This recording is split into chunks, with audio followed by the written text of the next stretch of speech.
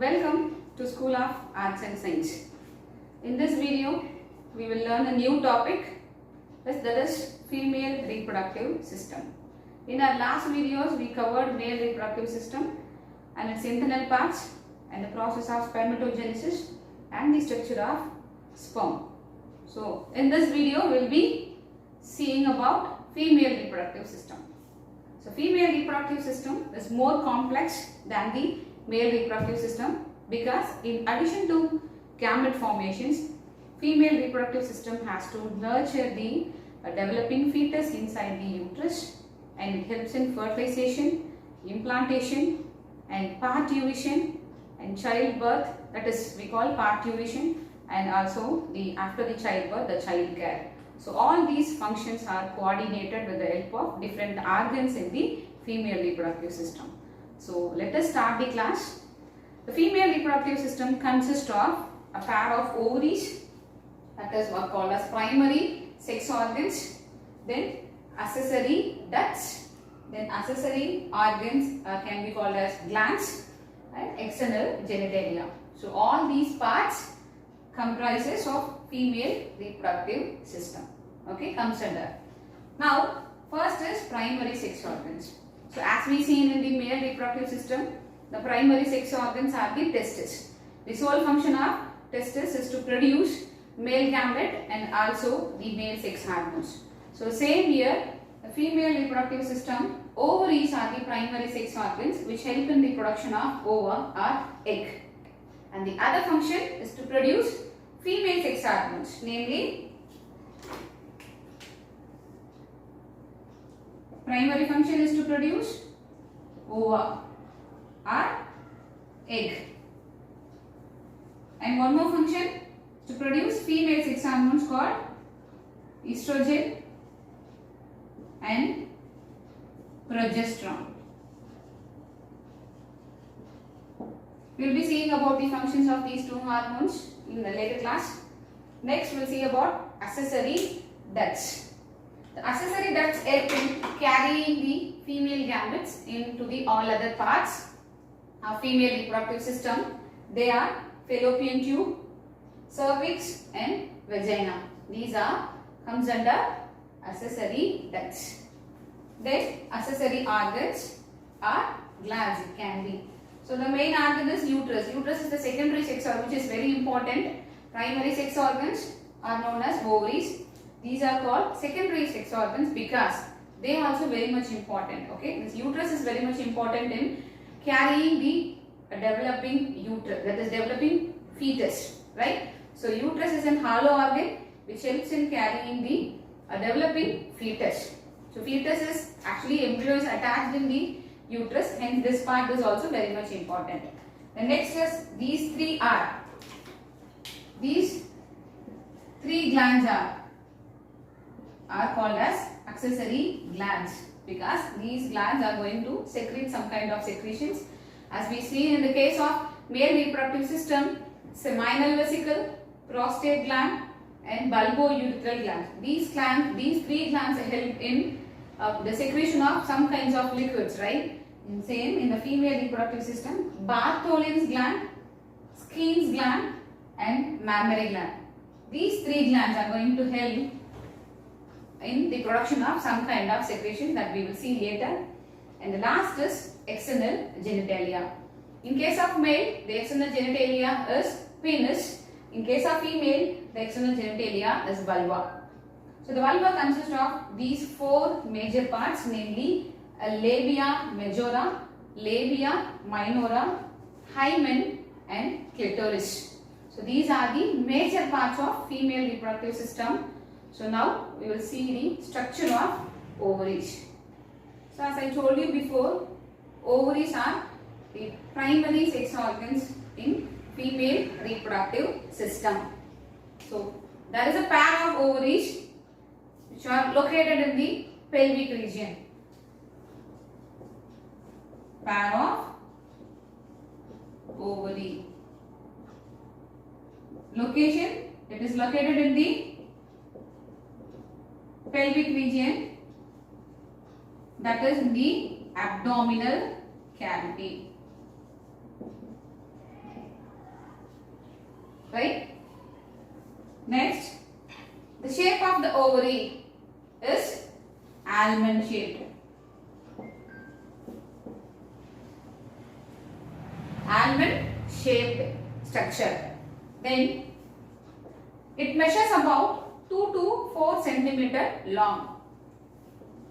It measures about 2 to 4 centimeter long. Okay. We will start drawing the diagram on the right side.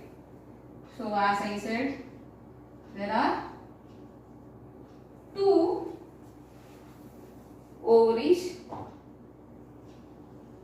which are in the abdominal region.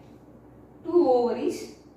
Now we will see the structure of ovary in the enlarged view. We will see here.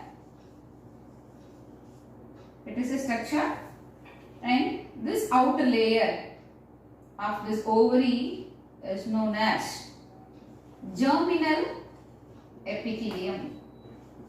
Germinal epithelium, the outer layer of ovary. So ovary, you can say it as the ovary is surrounded by and covering called germinal epithelium. Below to this germinal epithelium, there is a condensed tissue layer. There is a condensed tissue layer. This condensed layer is known as tunica albuginea. This condensed layer is known as tunica albuginea. Then below to this, the outer layer is germinal epithelium and this thick layer is tunica albuginea. Below to this is then internal part. This internal part is known as ovarian stroma. It's nothing but the internal part of ovary. This is divided into this ovarian stroma is divided into 2 regions. One is this outer region. This outer part is known as dense outer cortex because it is richly supplied with the different follicle cells, okay, which undergo different kind of development. Hence, this outer region of the ovary is known as dense outer cortex, which consists of ovarian follicles. Follicles are nothing but the cells, okay, which undergo development. Okay, different stages of development of ovarian follicles we can see in the outer stage. Okay, that is in the outer cortex. Then outer cortex to the inner side, it has many blood vessels. So since it is a blood vessel, just let me draw this in the red color. So blood vessels and the nerves and lymphatic vessels, everything is in the inner place. And it is not as dense as the cortex region. Hence we term this as loose internal medulla. Simply, ovary is divided into 2 regions. It is outer dense cortex and inner loose medulla. So outer cortex consists of ovarian follicles which is undergoing different development, right? From primary follicles to the matured Graafian follicle. From the matured Graafian follicle, one primary follicle will develop into an ova, and that ova will be developed from the, that is, will be ruptured from the Graafian follicle, right? So all that different stages of development will be taking place in this outer part, and the inner part is known as loose internal medulla, which consists of blood vessels, nerve fibers and lymphatic vessels. Okay, so this is about the just the structure of one ovary. Now we will come to this part. So ovaries are, next to that ovary are the pair of oviduct. I am just going to draw a pair of oviduct from here. So a pair of oviduct arises from the periphery region of each ovary. So I will just draw this inside.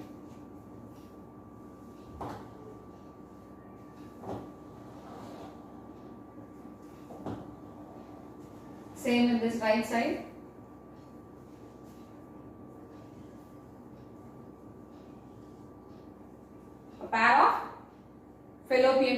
Another name for the fallopian tube is uterine tube, and it has also another name, that is oviduct. So we can call it as fallopian tube or oviduct or uterine tube. All three are same, right? So this a pair of oviduct arises from the periphery side of each ovary, right? This fallopian tube has three parts. We will just start marking the three parts. This first part is known as the proximal part of fallopian tube, which is a funnel shaped structure, is known as infundibulum. This shaped structure is known as infundibulum, right? So this edges of infundibulum has many finger-like projections.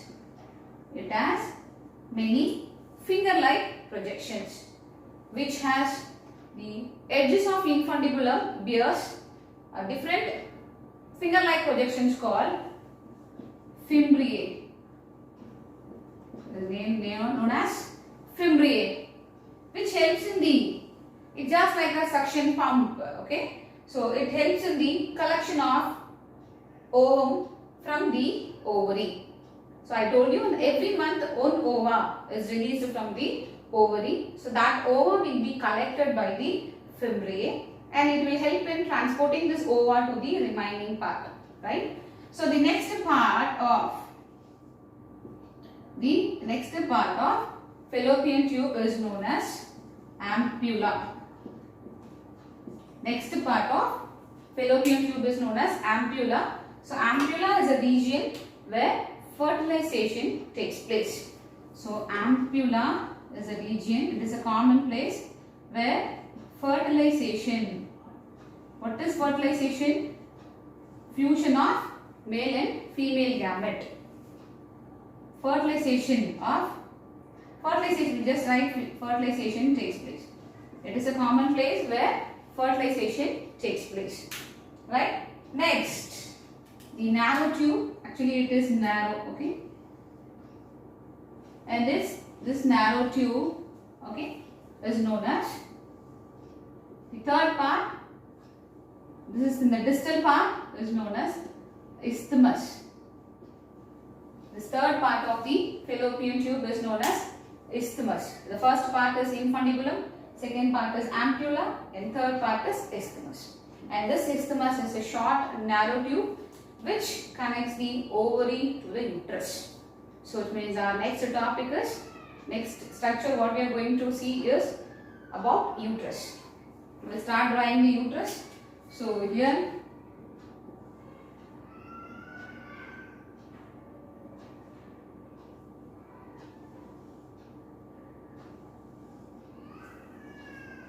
I'll just draw this ovary.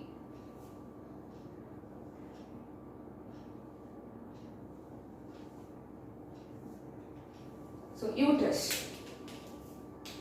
So we'll start writing the content about uterus here. Uterus is a hollow. Hollow means it is empty. Hollow, and it is a muscular organ, and it is highly vascularized. Highly vascularized organ. And the shape of the uterus is inverted pear shaped.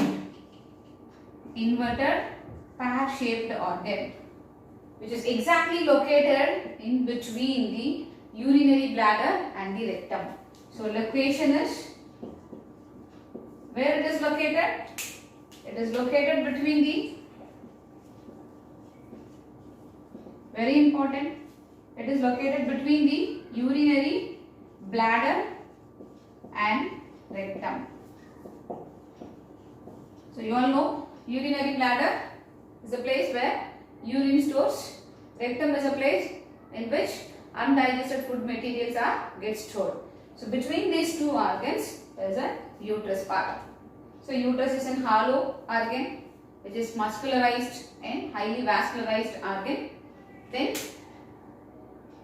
it is in the shape of inverted pear. Okay. So now you will see the three parts of uterus. Three parts of uterus, right? The first part of uterus, which lies above to the fallopian tube, is known as fundus. Fundus lies above to the fallopian tube in this region. You can see, I think so. So this part is known as fundus. The second part of uterus is known as body. All these body region, we'll call it as second part, it is body. And third part is known as cervix. Usually, cervix cannot be considered as a part of uterus because cervix physiologically and anatomically it is different from the other parts of uterus. Hence, we consider cervix as a different part. But since it is a part of uterus. It is in the bottom part. Okay. So three parts of uterus. Now this uterus consists of three layers. That layers now we are going to see. So first layer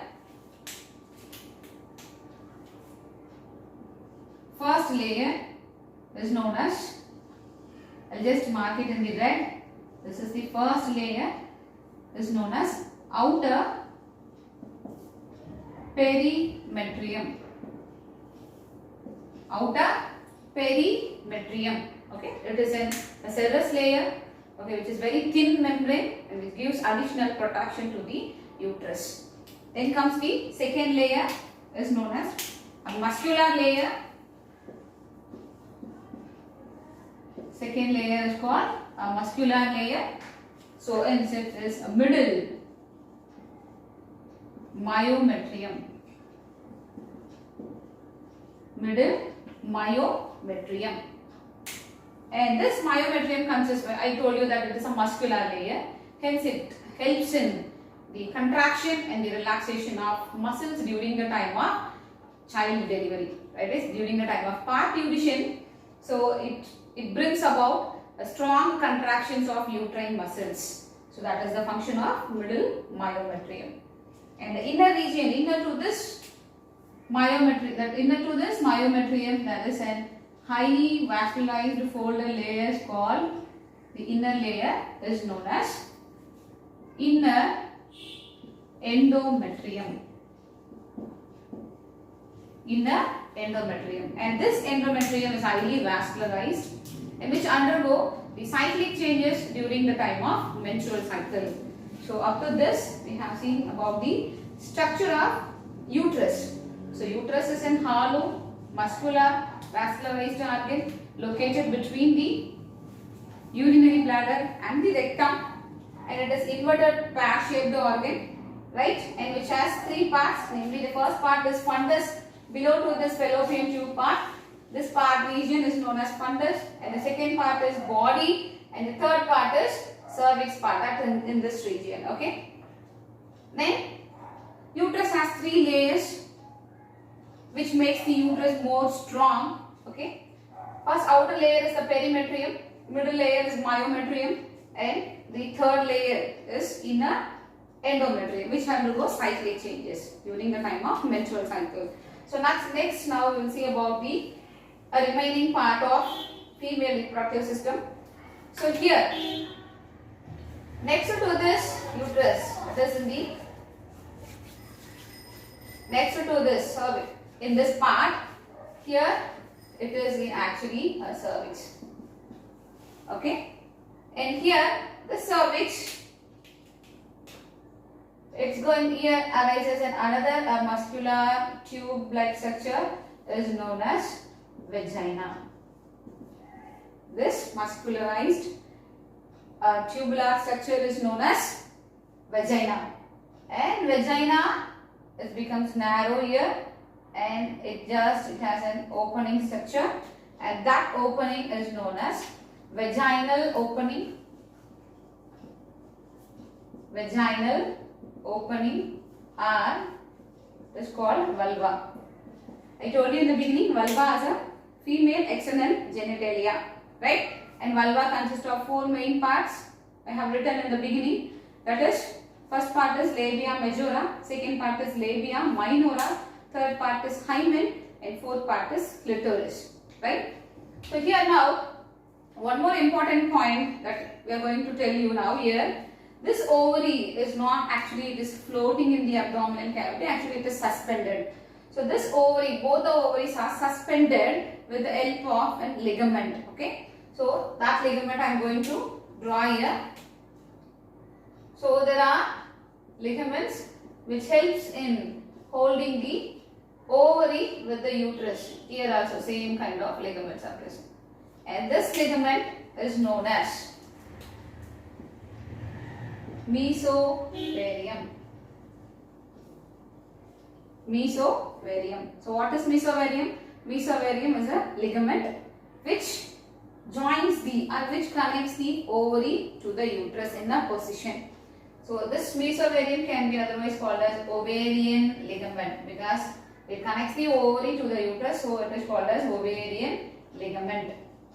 Ovarian ligament. Ligament means it is a strong tissue which always helps in supporting, right? Usually two bones will be joined together with the help of ligaments. So here is also a ligament called mesovarium which helps in connecting the ovary to the uterus. Up to this we have completed the structure of female reproductive system.